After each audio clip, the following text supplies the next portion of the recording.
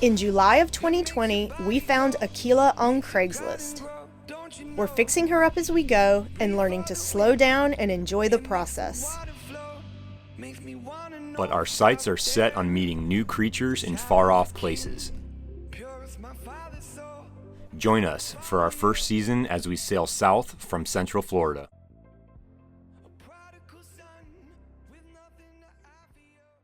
We're about to get a storm. It'll be over at 7. It's 5. It'll be over at 7, Ryan says. But in case you didn't know, Pinellas County, which is where we are, the St. Petersburg, Clearwater area, is actually one of the most active lightning spots, definitely in the country, in the world. St. Petersburg area, Pinellas County, Florida, I believe, is the #1 hotspot for lightning strikes on sailboats. The guy behind us has been struck twice. Which guy? The catamaran or the? No, that one. Doug isn't too fond of storms either.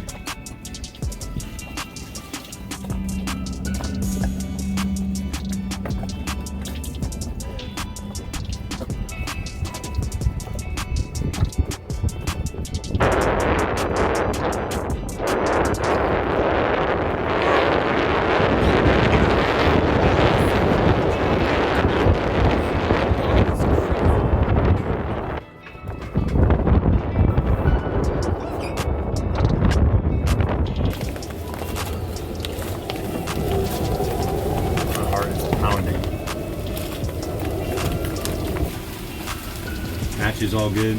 Yeah, just close them.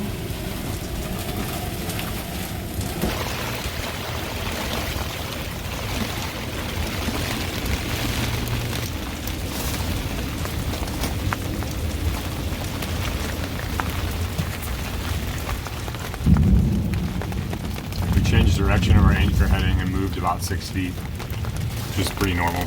Anchor reset.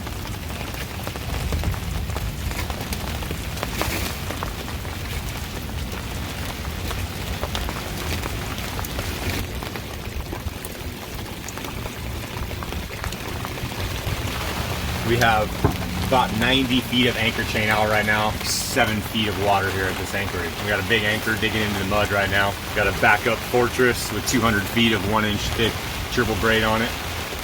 So if my anchor alarm goes off, I will have to deploy another anchor.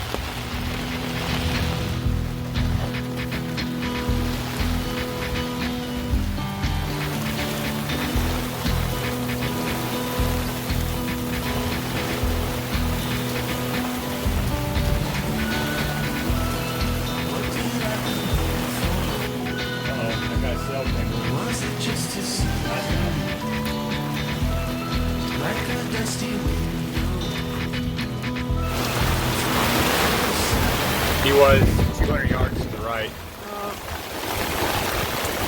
Just don't stand too close to the mizzen. We gotta make sure his doesn't come towards us or any of these other guys. They break loose like crazy out here.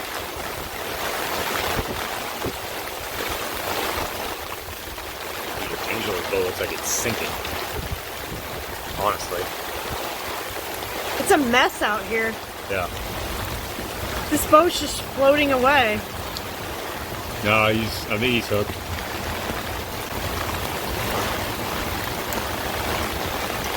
But he definitely dragged. The guy's like the worst anchorer ever.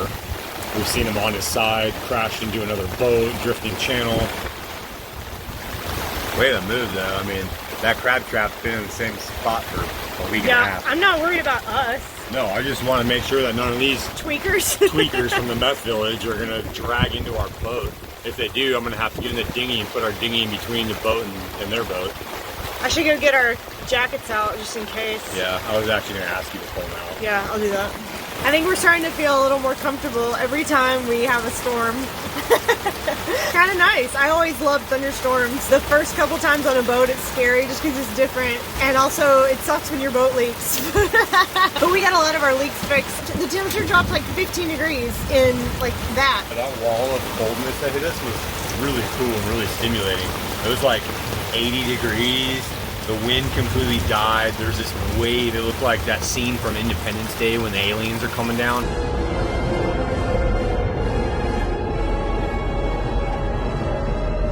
But as soon as that all came right next to us, the temperature just dropped to like 60 degrees. And we were like, whoa!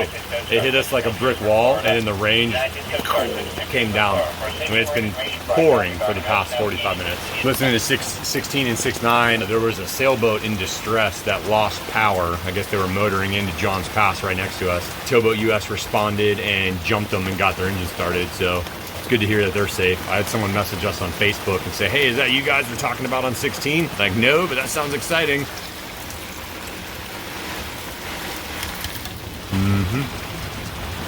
So these radios are awesome. If anyone needs a $50 VHF/UHF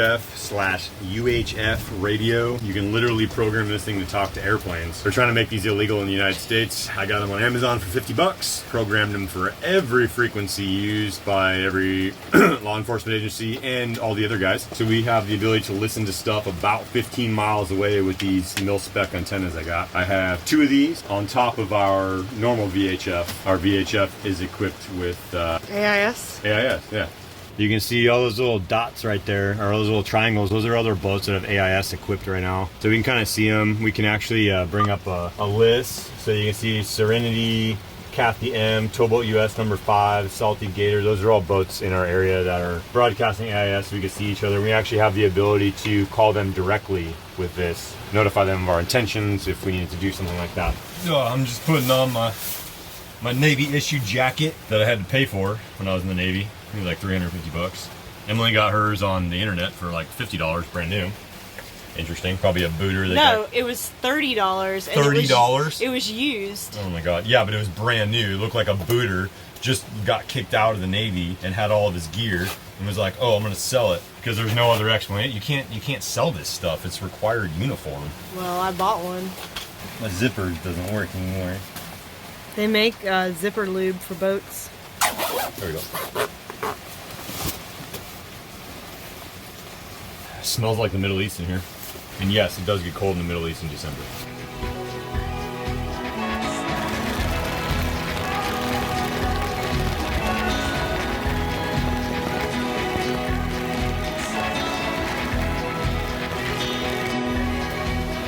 Everyone looks to be holding tight, except for the blue boat that was on its side last week, but he looks like he broke loose and dropped an anchor in the middle of the channel. Everyone else is holding good. We're holding good. Got lots of scope out. The wind has kind of died down. We're just riding out the lightning. I have a feeling when this is all over, I'm gonna have to go help some folks, but that's part of the gig. One of our favorite things to do when we lived in a house was to go on to lightningmaps.org and just watch in real time where lightning is hitting around us. Right now we are here in Madeira Beach and our old house is like right here. This is like a delay is 1.7 seconds and it's got in this screen it says there's a lightning strike 12 per minute. So I just heard thunder, so you can see the rings from the thunder growing. And when the rings hit where you are is when you can hear the thunder. So it's really fun. It's a really fun thing to do when there's a thunderstorm. I think it is. And then if you zoom out on lightning maps, you can see where all the lightning is.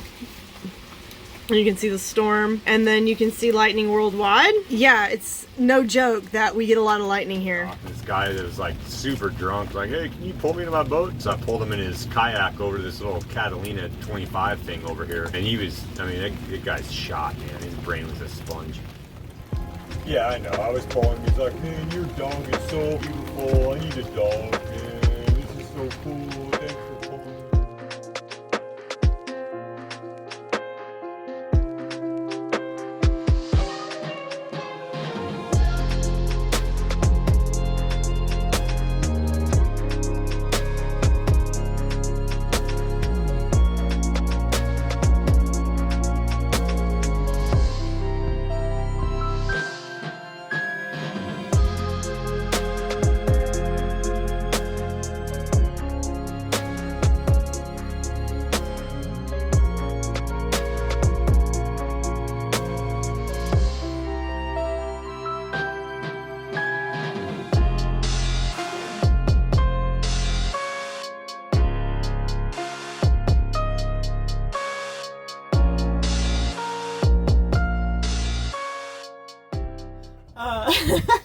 snowing like crazy. Okay, hey everyone, today is Friday, May 14th, and we wanted to share with you a real-time update about our new plans and where we're going. So we kind of missed our weather window to get south. Our plan was to sail down to Isla Mujeres, Mexico, stay in Isla Mujeres, Mexico for a little while because we're avid scuba divers and stuff, and then take our time going down Belize. There's about 12 spots that we wanted to stop going down Belize, and then maybe down to Rio Dulce on our way to Roatan, Honduras, where my friend and I have a non-profit organization that he actively runs down there called Warfighter Scuba. Long story short, we got stuck in Madeira Beach, Florida, our old backyard.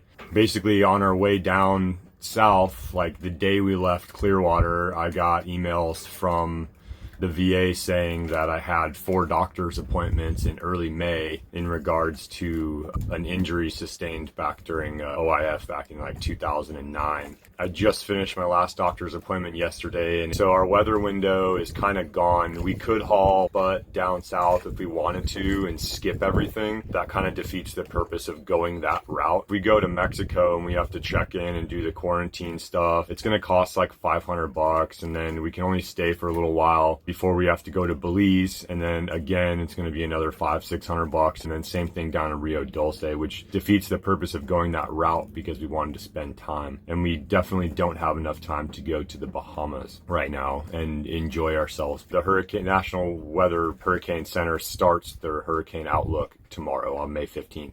So we're thinking best route might be to go down a little bit further south in Florida, maybe grab a mooring ball for a few months for insurance purposes. Our goal is to save up a few $1,000s so that we can buy our own dive compressor. When we do make it to the Bahamas after this season, we will be able to be self-sufficient and scuba dive whenever we want to, not have to rely on shops. It's not really what we had planned. We wanted to be somewhere tropical right now, but you know, everything happens for a reason, but we're going to try to make the best of it and try to have fun with each other and Doug wherever we go. We're going to head down to Bradenton, Venice, Fort Myers Beach, Marco Island, Little Shark River, and hang out in the mangroves. Probably to Marathon maybe for hurricane season. Can head up back into Little Shark River to hide from any hurricanes that come through. So we've heard, so we're going to look into that.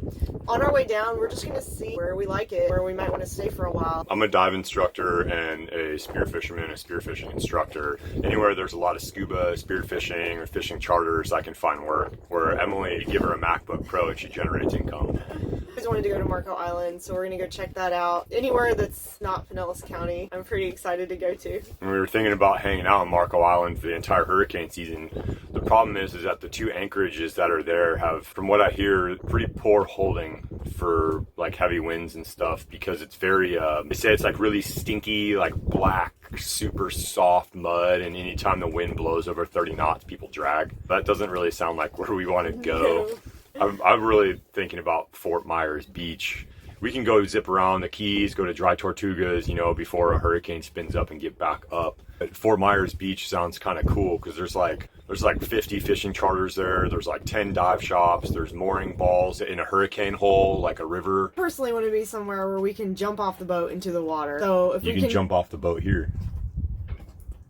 Yeah, I just want to be somewhere I can cool off in the water with pretty fish to look at or something. Doug said he just wants to go wherever I go. Yeah, well, good. Alright. Well, that's our update. That's what we're planning to do. So, if you're in Florida on the Gulf Coast and you want to hang out, shoot us a message on Instagram or email us at runwildsailing@gmail.com. When we come through, we'll hang out or something, because that'd be really cool. Yeah. Yeah.